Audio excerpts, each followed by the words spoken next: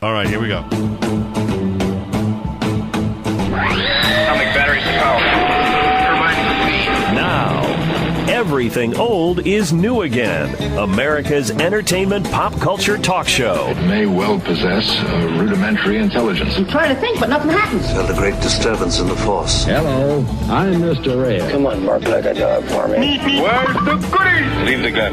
Take the cannoli. I bet you wouldn't have done anything like this if Mom and Dad were here. You filthy criminal. Excuse me while I whip this out. Go ahead. Make my day. Here are your hosts, Douglas Viviani and David Cohen.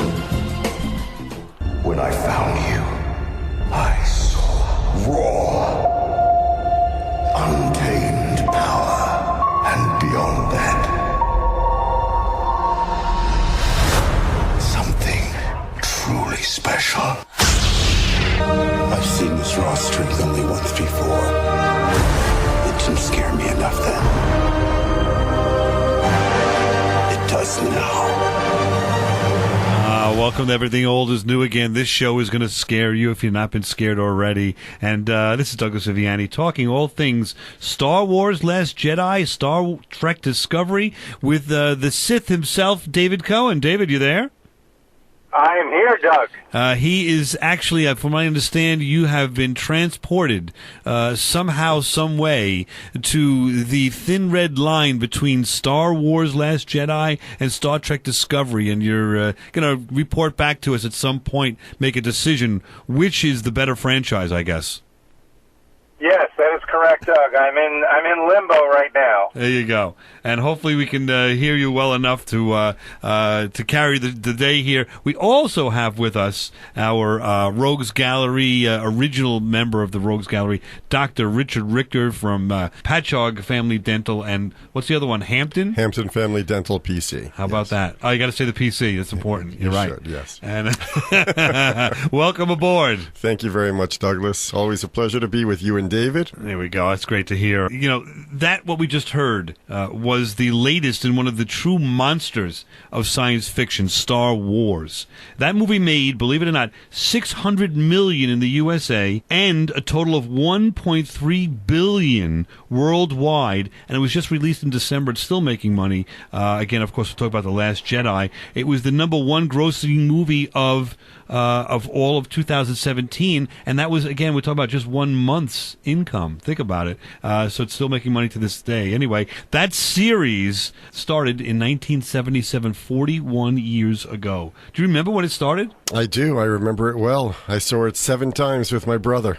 How about that? David Cohen, do you remember seeing Star Wars for the first time? Oh, absolutely. Sure. You went with your aunt, I believe, correct? How do you remember that? I remember it all. Wow, that's pretty good. I'm all-seeing, all-knowing. I went with my aunt, and I was a little, I can say this, right? I was in a bit of an altered state.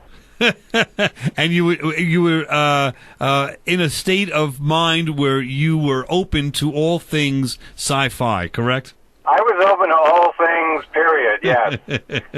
The other monster sci-fi series, of course, is Star Trek, right? And this year, CBS All Access On Demand made it the cornerstone of the launch of that service. Its 14 episodes was so well received that actually 6 episodes in, they already renewed the series for another year. Subscriptions to All Access have gone up better than expected, and this series is now 52 years old. So this week we continue our search to answer the question that no one has answered before. What's going on here? What is the fascination with, and what is the future of both of these series? Dr. Richter, answer the question 30 seconds or less. Can you? Whoa. Oh my gosh, the pressure. It's, like I said, it's chemistry, it's action, it's adventure, it's a glimpse into the future. It's a legacy for, older generations as well who became fans. Yeah, it's something we could share with our kids, too, or try to, if we approve of it, and we'll talk about that in a moment. Let's take a look. I think it's something we need to see is juxtapose the philosophy of Star Wars as presented originally with that of how it's being presented today. We'll start off with a little something from Yoda. For my ally is the Force, and the powerful ally it is, life creates it, makes it grow. Its energy surrounds us and binds us. Luminous beings though we, not this crude matter. You must feel the force around you. Here, between you, me, the tree, the rock, everywhere. So the Force is everywhere was a new concept, is an interesting concept. Is the Force, Dr. Richter, some form of divinity, or is it something just as a work of nature in that universe? No, I think it's actually an example, or personifies what we believe in society as being our souls, the spiritual side of human beings. We're not just flesh. There's more to us than that. All right, that makes sense. What about the next message from you? All right, I'll give it a try. No, try not. Do or do not. There is no try.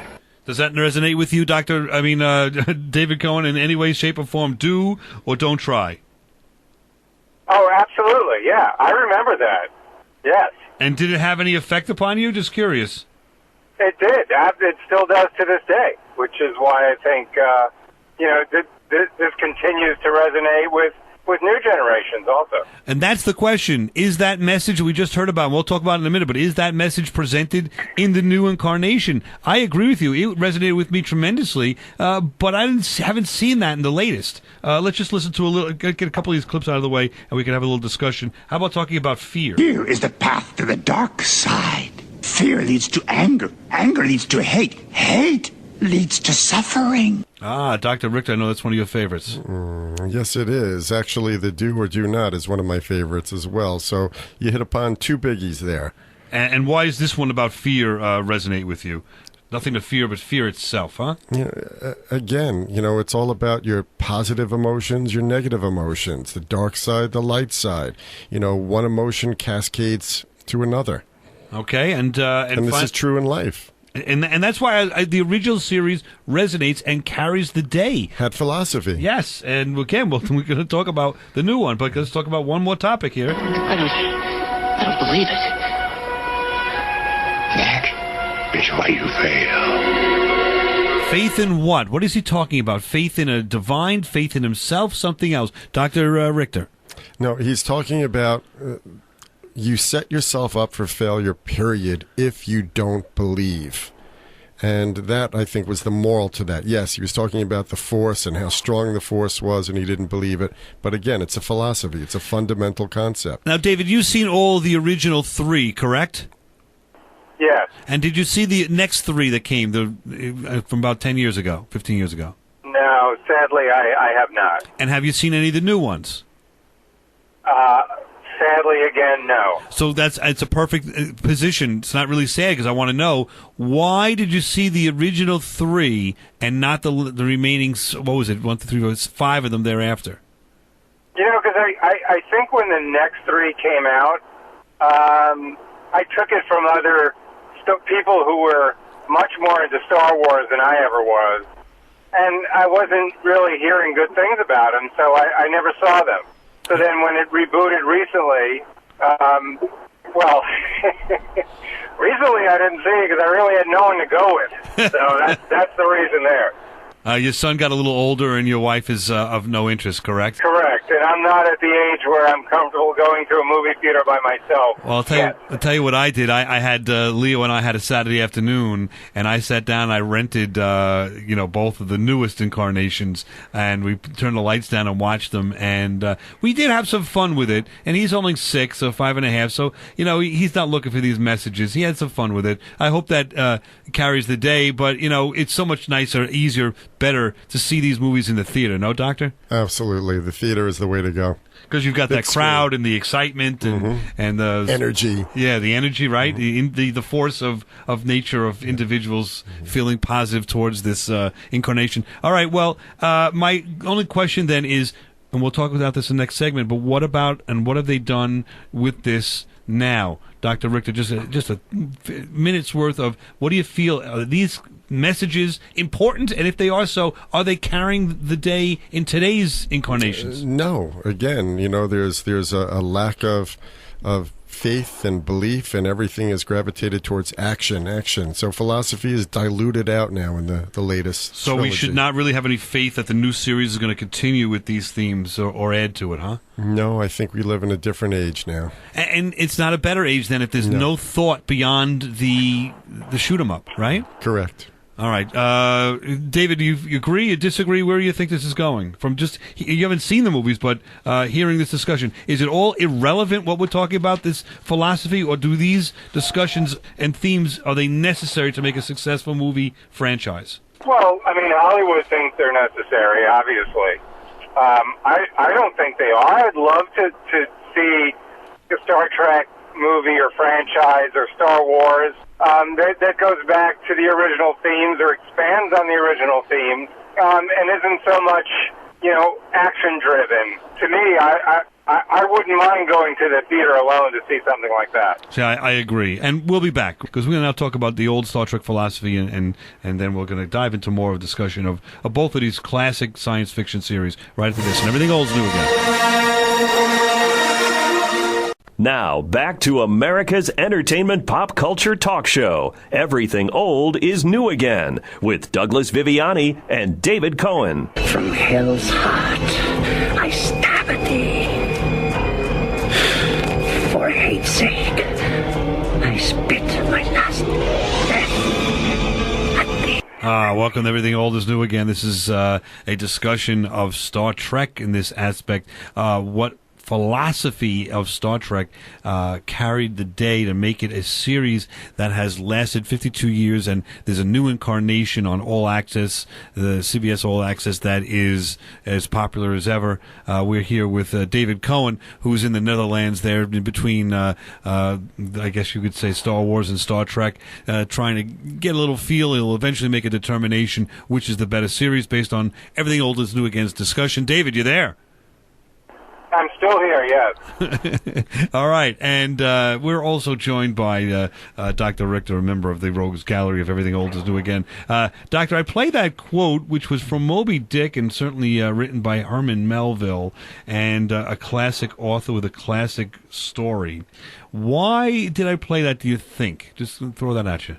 I think you played that just to show the fundamental difference between today's series versus the past series. Exactly. It was grounded in literature and themes and philosophy, and they borrowed from them. They quoted classic literature. Show me and tell me the new series. And again, we could also lump in here, if you want, the new movies as well. We're kind of just talking about Discovery a lot, but there's a couple of new movies that just came out. Neither of those incarnations have any respect for, allegedly, apparently, the written word or the classic literature, no? Absolutely. I agree. I've got nothing with those. Nothing. All right. So, I mean, this is, again, something that's missing that, I don't know, I think maybe if Hollywood listens to us, we could change the day. If they don't, then I don't know where we're going to go. We got to take the risk, though. We got to try it. And along those lines, so let's hear what Captain Kirk has to say about risk. I'm in command. I could order this, but I'm not, because Dr. McCoy is right in pointing out the enormous danger potential in any contact with life and intelligence as fantastically advanced as this. But I must point out that the possibilities, the potential for knowledge and advancement is equally great.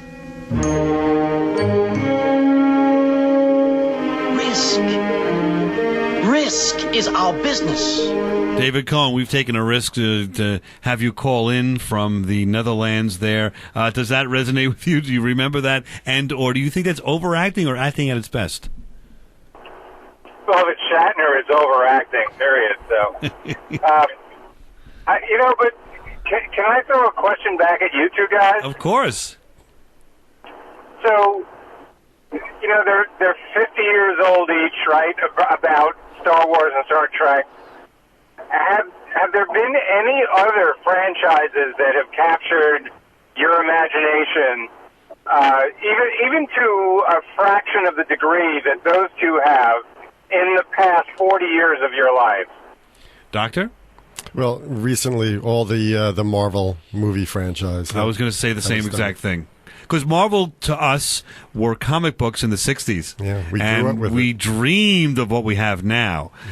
So we hope for better in some of these incarnations. Some are done very well. I'm really a big fan of the Spider-Man movies, and Avengers has been done pretty well. And Guardians of the Galaxy, which I wasn't a fan of in the comic book, but that's been done pretty well. So those, that's the best answer I can give you is the Marvel incarnations. What about you? But anything that's a brand new idea. That's a very good question. Nothing. The only thing that comes to mind is like 24. You would not miss, and that was. But not really. I have to think about that. I'm not sure. Yeah, there's certain shows or series that Lorraine and I enjoy, my wife and I, but nothing I think that's going to carry me through, the next decade or two. I don't know. It's a good question. Maybe we should revisit that. That's a good question. I mean, it's kind of sad. I think not that there's a void that has to be filled necessarily, but in all that time that there hasn't been an original thought or concept that does for you guys what the originals have done and continue to do. I was just curious about that. Yeah, the simple fact that I've got to revisit it, I'm sure there's something in some way there. I don't know, but it's a very good question because. Is it us that we don't want to look at new ideas, or are there no real new franchises that are offering what we're looking for?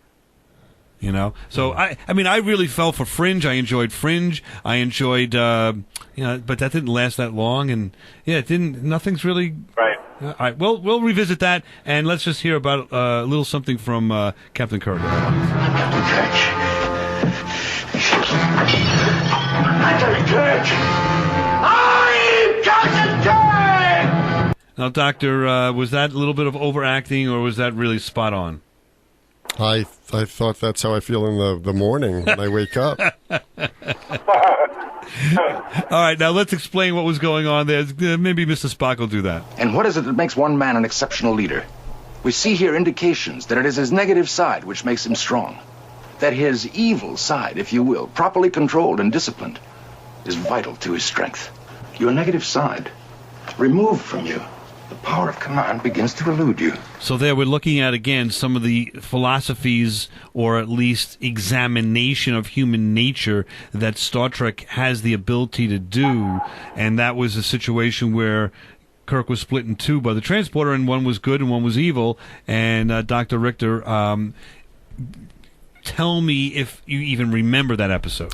I remember every episode. And why do you remember this one, though? I mean, why does it resonate with you? Well, it certainly was not one of my favorite episodes. It's one that's philosophical.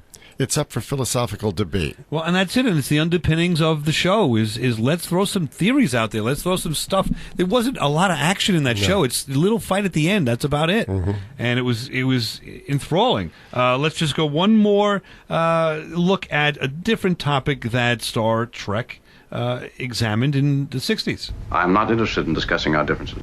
You don't seem to realize the risk you're taking. We don't make war with computers and herd the casualties into suicide stations. We make the real thing. I mean, he wasn't proud that us as a society make a real thing, but he was talking to a person whose civilization would have a war. It's been going on for hundreds of years, where if by the computer they said that your area suffered, casualties, and you're a casualty, you basically walked into a machine that killed yourself. And, so it was antiseptic. It was easy. And there was an analogy there with, I think, with the Vietnam War. And we're in this place here, and what's going on is over there is dirty, but we're looking at it on TV, and we're not affected by it. All of us should be affected by war. I mean, absolutely. Again, every episode back then, low budget, still gave you something to discuss, talk about. There was always some type of philosophical debate. And you can talk about them back and forth, like we talked about, David, in the past. We've had a discussion with your wife here, even about All in the Family, where there was a discussion back and forth. I don't care, what your point of view is per se, as long as you have a thought behind it, a reason why, then we can kind of meeting of the minds and actually examine, if you feel like it, what your position is on this topic or that topic. And I think you tell me, I'm going to turn the table on you. Do you feel that there are any shows out there that when you're done with the show, you actually think about the theme of the show and how it affects you, or even discuss it with Michelle? David? Yeah, I think in the last several years there've been a few shows like that kind of make you think, that aren't just all plot driven necessarily, or action oriented. Yeah, sure. That's great. You have any top of your head? It's hard to do that. Yeah, I mean, I think the whole Twin Peaks reboot that was done last year was a good example. I think there have been other shows where I wasn't thrilled about how it ended, but it did make you think about things. Mostly, I guess, on TV. Another one that comes to mind is Lost, Breaking Bad. A lot of these were a little out there, but the themes were kind of relatable to everyday life as well. Okay, and that's good to hear and good to see, because I think we need more of that. I don't think we need shows to tell us or try to convince us. I think we need to have shows present as truthfully, as possible, what the issue is, and give you the facts and make the listener or watcher decide for themselves. Dr. Richter, does that make any sense? Yeah, absolutely. And David, you are right. There's been some good shows. There's been, This Is Us. We watch Breaking Bad, like you mentioned, great show. Parenthood was an excellent series, but are they going to carry through generations and hold us enthralled like these? 50 years later, yeah. Well, when we return, we're going to examine both Star Wars and Star Trek and how they've dealt with death of the main characters. Does this tell us something about the future of these series, and or if they're even evolving? We'll be back right after this. Something else new.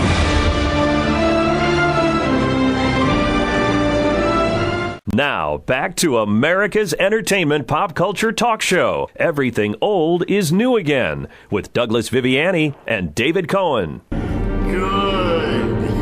Your hate has made you powerful. Now, fulfill your destiny. Take your father's place at my side. There we go. Everything old is new again. Your destiny is to listen to this show and enjoy to the end. To that end, we are here with David Cohen and Douglas Viviani and our guest, Dr. Richard Richter from Hampton and Patchogue. Family Dental PC. There Douglas. we go. If you need an appointment, what do we do? You call the number. Should I say it? Feel free. Sure. 631-475-1191. And we can discuss everything old is new again at your appointment. Including your teeth. The old teeth out and the new ones are in. Speaking of which, let's take a look at how this may have changed, this discussion of these series, how they started and how may have changed for the better or worse. And I think one of the ways to look at that is to take a look at the death of some of these main characters, and did they have meaning or not? Did they evolve the series at all? Was there a meaning for these deaths to progress the story or not? I mean, from the Return of the Jedi, we just heard right before Darth Vader dies, his son is the catalyst to change him and saved him. So in many ways, the sacrifice that had been made sense. Even Darth Vader's death was something to honor, if you will, because he turned to the good side after all that struggle, right? Yes, it was a very meaningful death. It was powerful. And still memorable to this day. And let's hear, I don't know, did this one have any memory to it? Do you remember this one? Let's see. No, not like this. I haven't faced death. I've cheated death. I've tricked my way out of death. And patted myself on the back for my ingenuity. I know nothing. You knew enough to tell Savick that how he faced death is at least as important as how he faced life. Just words. but good words. All right, so there's a discussion after a character died, and we know that it was Spock that died in that movie, with Kirk trying to come to grips with death itself. And David, you've seen or you've heard, the latest incarnations of Star Wars. Have we talked about that theme at all? Struggling with the death of someone, or even talking about it? David? Within the franchise? Yeah, within the latest incarnation. You've been hearing us for 2 shows now. Have we even brought this topic up where there's some discussion of the meaning of someone's death? Okay. Yeah, I mean, getting back to what you asked me before, one franchise I forgot to mention, and you guys might laugh at me for it, but I think the whole Harry Potter series was, a lot of it was about death and dealing with that, and, in a way that I don't think was ever done before. So, to me, that was as interesting as anything that had happened on Star Trek. I'm not sure if that's answering your question directly, but yeah. No, that's a good example of a series that if I was a kid growing up in that generation, that may be my Star Trek. I don't know if they're going to continue with it or not, but it certainly did reward you with quite a few issues to talk about, right, Doctor? Yeah, you know what, David? I should have remembered that myself. Yeah. I mean, my kids grew up with it. I watched it and enjoyed it with them. That's actually an example of something that might carry through for generations. Yeah, I mean, they could do the next generation, and so forth. And they actually are doing movies now. The what do you call it? The prequels. The prequels, right? So. That could be. So, all right, that's a good one. Let's. Well done, David. But Kirk is talking to us. No, I was going to say, once in a while I say something semi-intelligent, so. And we make a big deal out of it to make sure that you feel good about it. And I really appreciate that, by the way. But Kirk is talking about death and dealing with death as nearly as how you deal with life, and that's trying to reflect the idea that these series, I think, looking at the death of the main characters, may give us an answer or some additional evidence as to what's happening here. Let's see. Don't grieve, Admiral. It is logical. The needs of the many outweigh the needs of the few. Or the one. I never took the Kobayashi Maru test. Until now. What do you think of my solution? I have been, and always shall be, your friend. Now, there's a death that had meaning. It saved the ship, but it went beyond that. They spoke about the friendship. They talk about the Kobayashi Maru and no-win scenario, coming up with a solution, sacrificing itself so that others can win, if you will. So that, you tell me, how does that relate? Did that in the scenario of losing a main character, were you satisfied with that presentation, even though you didn't want that character to go? Yeah, I was very satisfied with it. It was moving. It had meaning. It had philosophy. It had drama. It had all the emotions. It was great. It really was. And then we had, in the same scenario, same set of movies, 4 movies later, we had this Captain Kirk. And make a difference. Oh, yes. We made a difference. Thank you. Least I could do. But the captain of the Enterprise, it was fun. Oh, my. Now, he's done interviews where he said he added that "oh my" because it wasn't even in the script, and it was just something of Kirk seeing the next world and being impressed by it, or "oh my, we're going into another challenge, if you will. But other than that, David, did you see that? Did you watch that movie where he passed away, Generations? No. Sorry.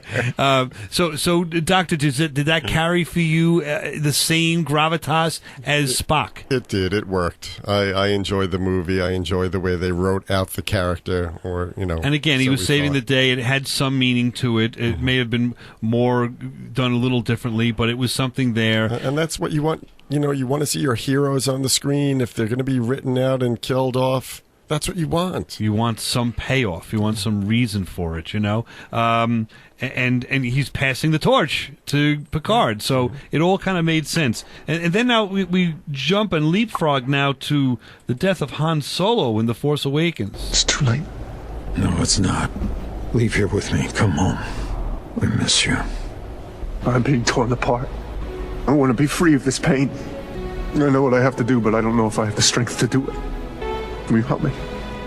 Yes, anything.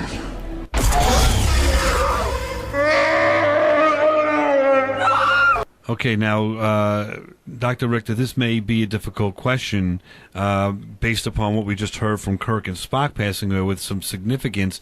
Was there significance?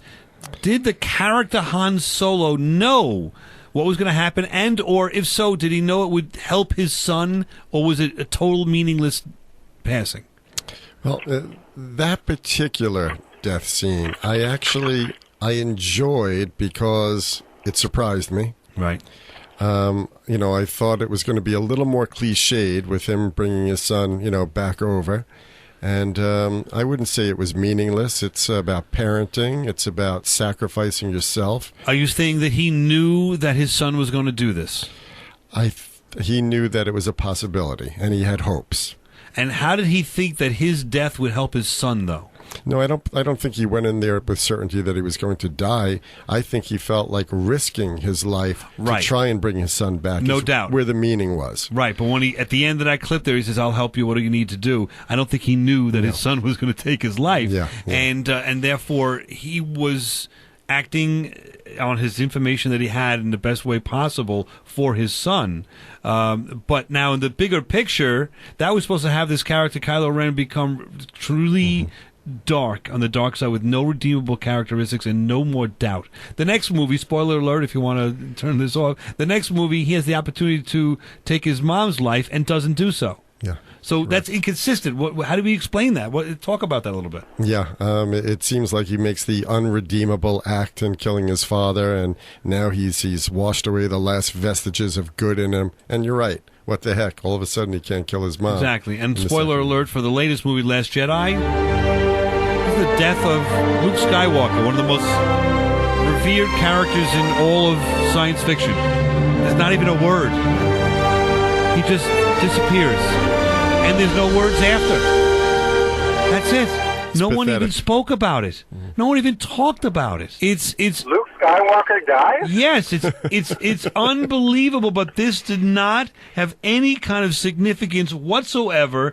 It didn't advance any story. It didn't complete his hero's journey. It completely disrespected this character and his motivations. Yes or no? Yes, it was, to me, a senseless death. It was it lacked drama. It lacked meaning. I was trying to figure out the whole purpose of that scene. It killed the movie for me. Yeah, it was absolutely horrible. I know it's a spoiler, but they really did not understand that character.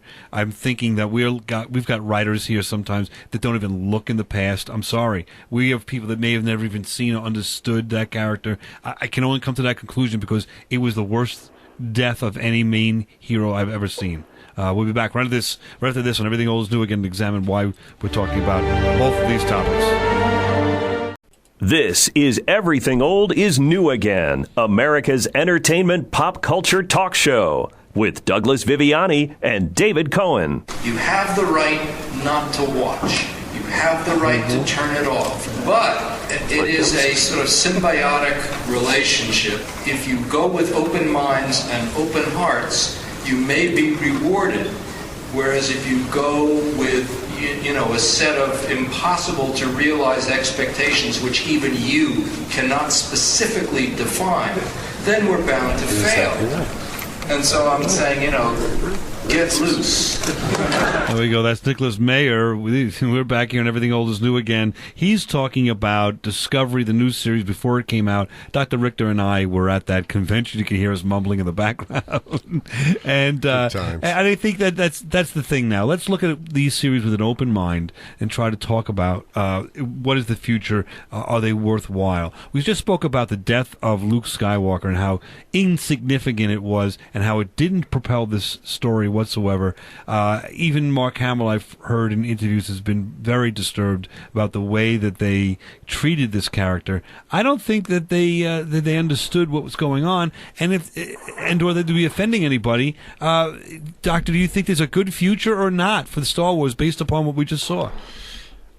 I think there's still a good future for Star Wars. Hopefully, the writers for the next movie are going to take a lesson from the critiques on this latest version. We'll see.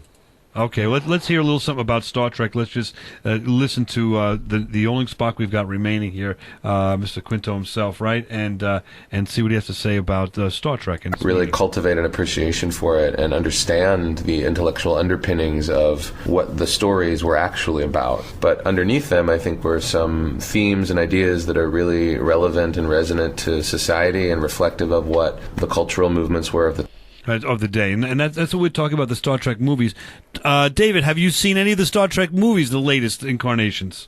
Yes, those I have seen. Okay, yep. and based on his presentation and what you've seen, are there some? Is it being well done? Are you enjoying those those themes and what's being presented in those movies? Yeah, no, I very much so. I really enjoy them. I think. Again, I haven't seen any of the new Star Wars, but I think the Star Trek movies are, trying to stick to some of the older Star Trek themes. That's what it seems to me, anyway. Okay, and I think you could see the latest one also. They did a new civilization, and there were these the new aliens. Remember, Doctor, that went through the ship itself, and the inadvertent first contact. Right. So there are some new contacts, new interesting discussions there. So some of that, I agree with David. They're trying, I would say, in Star Trek. Are they trying too hard? I don't know. Let's listen to a little Discovery and see if this is... But you are describing something out of the ordinary. Restraint in the face of conflict. When a civilization acts in opposition to its instincts. Maybe under the influence of something or someone new. Great unifiers. Few and far between, but they do come. Often such leaders will need a profound cause for their followers to rally around. A war. Be very careful that your assumptions are not being driven by your past. Now, there's a lot there. That's the new character, Michael Barnum, and also with Sarek, which is Spock's dad, and her stepdad, talking about an interesting topic of when a civilization does something different, the Klingons are doing something different than they're known for, they must be doing it for a reason. And maybe it's because there's this brand new leader that is going to unify all of them. Doctor, that's got to have some foundation, or at least some discussion points there. Not only that, Sarek is telling Barnum to not bring in your own prejudices, your own feelings of the past into your decision-making process. Use only logic. Yes or no? Yes. Is there a question there for me, Well, Douglas? I mean, the idea, do you agree with that? Is that now we've got an idea that some of this is philosophy-ridden, even though it's a war against the Klingons? Yes. Yeah, I agree. They definitely are giving you little snippets of philosophy here and there, nowhere near what the original series did, but again, very enjoyable. I give Discovery good reviews. And some of that, think about it though, they're not self-contained episodes. This is a long arc. So in the Star Trek original, there were self-contained episodes where they could conclude them all and put a little quip and maybe a little line or two about the message or what have you. Here, it's you're not going to do that in the middle of the movie, so to speak. Yeah. Right? These are 30. Yeah. It's like a 7-hour movie, and then there's another 8-hour movie. It's actually what I used to enjoy about Deep Space Nine. It was one continuous episode. And I enjoy that. It gives the continuity is something for me to look forward to. But it doesn't lend itself to what we're talking about, the old school, where you'd finish it off every episode with a smile and a joke and a message. So put something in there, a feather in their hat. They're trying, I think, and I think it's the first year of the series too, and it's only 14 episodes, so we've got to give this a chance. And the first year is usually the worst. And this wasn't bad. I mean, this was it was exciting, very promising. It really was exciting. Mm-hmm. If you went in with an open mind. Think of it. Which Star Trek series had a good first season? Yeah, this one did. Yeah, I really think so. All right, let's turn our attention to Star Wars. Did you tell you what happened that night?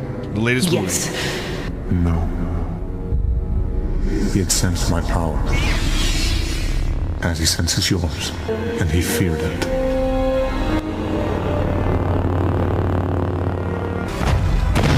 This is Luke Skywalker, afraid of his nephew who he's training. Luke Skywalker is a Jedi master. He's training his nephew and others. And in the middle of the night, allegedly, he gets up and is afraid of the dark side that's emerging from his nephew and kills him, or tries to kill him, I should say. Is that really along the lines of the Luke Skywalker that we know? Yes or no? Doctor. No, it's not. In the series, Kylo Ren says, no, he was going to try and kill me, and Luke says, no, it was a momentary impulse. He wouldn't have killed him, but the point is, it was out of character, just what you said. Yeah, and it destroys my credibility in this series when they do something like that. When they ignore what has come before. Everything old is new again. I want to see Luke Skywalker be the hero. If you're going to have him in the story, I want him in some way to help be the hero for this adventure. He's been exiled, self-exiled on this planet with all the teachings, all the scrolls, all the books, doing nothing but reading them. You'd expect a better controlled Jedi Master. And by the way, why was he exiled for all this time to appear in this movie and do as little as he did in this movie? It's practically a cameo. So what's the point? What is the point of holding him back from the last movie to have him die in this movie? An absolutely meaningless and unexplained death of a tremendous hero, a classical hero that could go down with the Iliad and the Odyssey heroes. You know what I'm saying? And not teaching or educating Rey in the way of the Force. Absolutely. It was totally out of character. Has that been the consensus among Trekkies? Honest to goodness, I haven't talked to anybody about it. That's right. Oh, come on. No, but I haven't talked to anybody about, and that's another, question we can get to down the line. But who's been talking about it? I've heard from other fans the same feeling. Okay, let's take a look at what's going to happen next in Discovery. What's coming up? Incoming transmission. From whom? Having trouble identifying it, but it's a Priority 1 distress call. This is Captain Saru of the Federation Starship Discovery. Please identify yourselves. Hails from Captain Pike, sir. It's the USS Enterprise.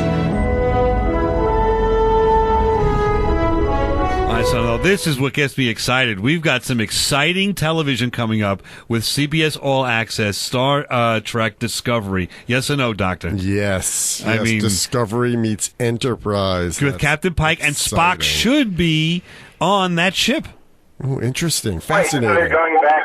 Is this time travel here? No, they've come back from time travel and so forth, and now this is their regular timeline. This is before Captain Kirk. This is the captain before Kirk. And if you saw the pilot, this is Spock is on that ship as a younger gentleman with a female number one. And I don't know if is it a game they're playing with us, or are we going to see a number of episodes with that distress call from the Enterprise? We'll see. I don't know if they're going to do anything with Spock there, but it's definitely going to be a young Pike.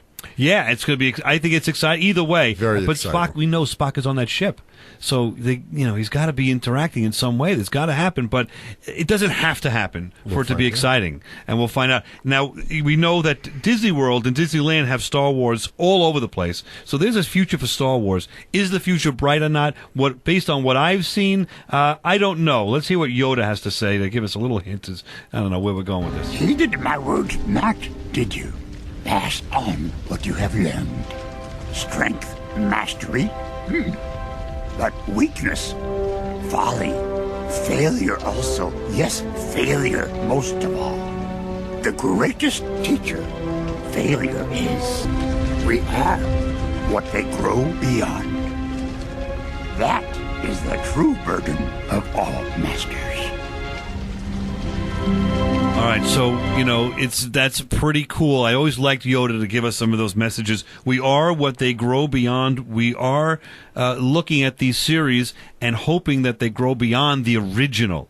Does that make sense? And to me, I'm hopeful for Star Wars. I'm confident in Star Trek.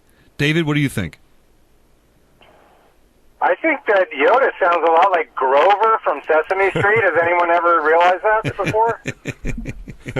And Dr. Richter, what do you think? I think that Star Wars is going to have a long, healthy life ahead of it. Disney's building that Star Wars hotel and, Disney. But new stories, new incarnations. Are you confident in the next movie? I am. I'm looking forward to even the way they handled this the way they handled the last one. Again, I hope they learn from mistakes and get better writers. I do too. I'm not convinced it's going to happen. Star Trek, I'm really looking forward to that next season of Discovery. And Quentin Tarantino's incarnation might be pretty cool too. We'll see. All right, well, that's about it. Thank you, Dr. Richter, for joining us. Thanks for having me. We'll be back next week to talk all things pop culture. David, thank you. All right, guys. Thanks. Drive safe. We'll be back. And everything else to do again next week.